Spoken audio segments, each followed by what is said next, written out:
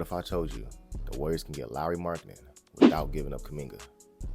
Let's get into it. What's good, y'all? So in this video, we're going to break down a Lauri Markkanen trade scenario based off recent reports. So apparently, according to reporter Tim McMahon, Utah might prefer Brandon Podziemski over Jonathan Kuminga in the trade, and might even view it as a deal breaker if the Warriors didn't include Brandon Podziemski. Now, obviously, it's no telling what level of truth are in these reports, but what I do know is that these reports seem to be speculation from a credible reporter that's in the know. So take that as you will. But for the sake of this video, we're gonna run with it. Now, the first question to ask is, why would Utah prefer Brandon Podziemski over Kuminga? Kuminga's due for a huge raise. We're talking at least 30 M's a year, and that 30 M's a year is the baseline, and I don't think Utah wants to be the team that pays them. They want first-round picks and promising young players still on cheap rookie contracts. So on one end, you got Kuminga in year 4 due for an extension. Then you got Poz going into year 2. And after that, 2 more seasons on a cheap rookie contract. So timeline-wise, it makes sense. On top of that, Poz is a promising young player. I mean, the kid did make all-rookie first team. But anyways, man, with all that being said, y'all know what time it is. Let's fire up the trade machine. So the trade is Pods, Looney, GP2, and a package of picks for Lauri Markkanen. It's a 3-for-1 trade, and it's legal in the trade machine. All right, let's take a look at the depth chart after this trade. We got Curry, Wiggins at the 2, Kuminga at the 3, Markkanen at the 4, and Draymond at the 5. Off the bench, we got Milton, Hield, Moody, Slow-Mo, and TJD. Third stringers, you got Lindy Waters, Guy Santos, and Quentin Post. All right, so off rip, before I get into the depth chart, looking at this roster construction, it's obvious the Warriors need a backup point guard now. Trading Pods after letting CP3 walk opens up a huge hole at backup point guard behind Steph. Now, it might be a way to get Colin Sexton back in his trade to replace Pods as a backup point guard, but financially, it's a lot harder, and it might require sending Andrew Wiggins to a third team in order to make the financials work. And at that point, I don't know if it's worth it. So y'all let me know how y'all feel about getting Sexton back in a potential 3-team configuration. But anyways, moving along, backup point guard. How can they address it? I want to start off by saying Kyle Anderson is a de facto backup point guard. Now, some of y'all might be saying, what? Kyle Anderson's a backup point guard? You tripping. Trust me, the dude's a natural playmaker. He literally played point guard in college. He has over a 3-to-1 assist-to-turnover ratio, if I'm not mistaken. He's a legit ball handler. He can make all the basic passes that you would need out of a backup point guard level player. Think of him as a poor man's Draymond, but not when it comes to playmaking. As a playmaker, he can make all the passes Draymond can make. He can run all the exact same sets. He can run all the exact same plays. Now, I'm not saying the Warriors can just run with Kyle Anderson as their backup point guard and it's all good. They still need to add a legit backup point guard. But what I am saying is Slow-Mo could be your play initiator in certain lineups and you'll be just fine. You also got DeAnthony Melton as a combo guard. He can take up some of the point guard responsibilities. Now, I probably wouldn't want to see DeAnthony Melton running too many pick and rolls, but he can fill in the pinch. He's a pretty safe and smart passer. Nothing too fancy, nothing crazy. He's not going to pass players open, but he's solid. Between Steph, Draymond, Slow-Mo, and Milton, the Warriors have a decent amount of ball handling, but they still need to grab a legit backup point guard. All right, there's a few free agents that might be interesting. Number 1 is Seth Curry, Steph's brother. Now, Seth is no point guard. He's a combo guard, but more so a shooting guard. He's out there to shoot. He's out there to get buckets. He could run some basic sets, but he's not a legit point guard. The reason I mention him is he might be a good fit next to Kyle Anderson in second units. You got Anderson initiating. You got Seth playing off ball like his brother. Then he can also offer secondary ball handling capabilities. But I doubt Seth Curry's going to come play for the Warriors. He doesn't want to play on his brother's team. He doesn't want to be in his shadow. I get it. It is what it is. I just thought he was interesting enough to mention. Next up, we got Spencer Dinwiddie. Now, offensively, Dinwiddie's looked a little cooked the past few seasons, but he provides size as a point guard at 6'5". He's a very solid defender still, and he can run the plays you need him to run.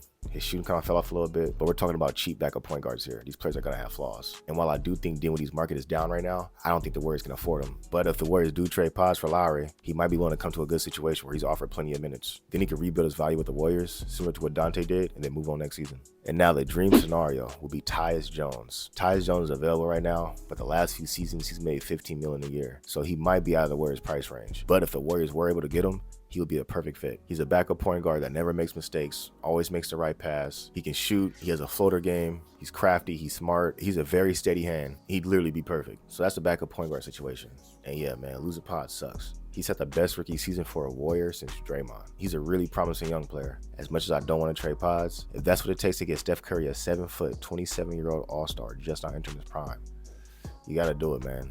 All right, so I know that was a long tangent, but let's get back to this depth chart. I like the idea of a jumbo lineup with Wiggins at the 2. Steph is protected defensively, with everyone in the lineup being 6'5" or taller, with a 6'11" wingspan or longer. Also, Lauri at the 4 means you can now play Kuminga at the 3 comfortably, and he could thrive in his real position. Lauri's not just one of the best shooting bigs in the league, he's one of the best shooters in the league. The dude's 7 feet tall and shot 40% on threes on 8 attempts a game. and he took some difficult ones too. They're not all just stationary pick and pop threes. Lowry's capable of movement threes, deep threes. He offers a lot of versatility with his three-point shooting. When you put that level of spacing next to Kuminga, that just makes Kuminga's driving game that much more effective when that's one less big man in the paint. Imagine this, Kuminga getting to the rim with Steph and Lauri Markkanen both spacing the floor for him. That's the greatest shooter of all time, as well as one of the best big man shooters in the league. If Kuminga takes the leap we think he's going to take, he's playing off of those two with that level of spacing. That's crazy. Also, instead of Kuminga being dependent on to be your second option, now he can settle in as your realistic third option.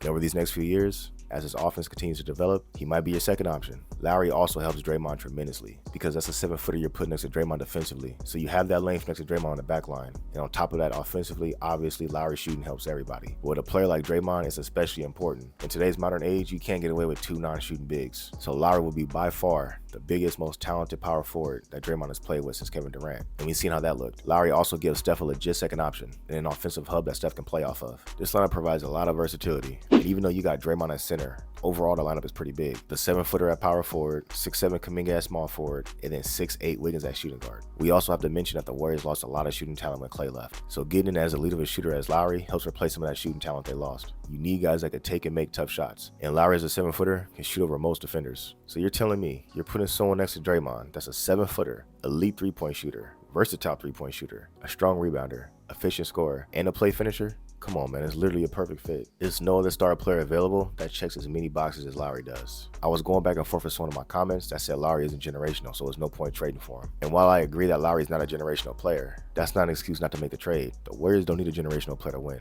They just need an all-star caliber player that checks as many boxes that covers their weaknesses as possible. Lauri addresses the size problem, the shooting problem, the rebounding problem, while also adding defensive versatility, play finishing, and a legit second option for Steph. There's no other player available that checks as many boxes as Lauri does, that fits as perfectly as Lauri does. And again, he's only 27 years old. You're not giving up the farm for an old player past his prime. When people have pushback on a Paul George trade, I can understand. PG was 34. You're giving him a 4-year max contract. That contract might be terrible in 2 years. You don't want to give up young players for an old dude that's always injured. I get all that. But Lauri's 27 years old, bro. If you're not willing to go for a 27-year-old all-star that's in his prime, that's a seamless fit, then I don't know what you're waiting for, bro. Giannis ain't walking through that door. Lauri's the best player you can get that's available, that fits what you need. A few other things to note. Even though you're sending out 3 players for one in this trade, looking at the depth chart, the Warriors will still be 10 deep. Melton, Hield, Moody, Anderson, TJD. That's a super solid second unit, bro. A Moses Moody, Kyle Anderson, TJD front court intrigues me. That's a lot of length. And then you got Buddy Hield as your designated marksman off the bench, along with Melton who got straps. That will be a solid 5-man unit as is. But you can also expect the Warriors to stagger lineups and mix in a few starters. There's a lot of possibilities in a Curry, Lauri, Draymond, Kuminga core. It's very, very intriguing. I think if that's your core, and you put some legit role players around them, that's absolutely a championship core. And the Warriors just so happen to already have some great role players. Kyle Anderson, Buddy Hield, DeAnthony Melton, TJD,